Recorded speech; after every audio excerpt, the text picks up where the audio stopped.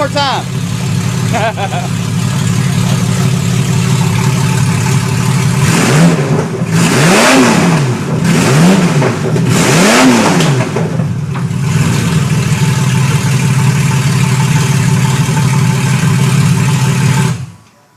That's what I'm talking about. Let's take this thing up to Hickory Motor Speedway.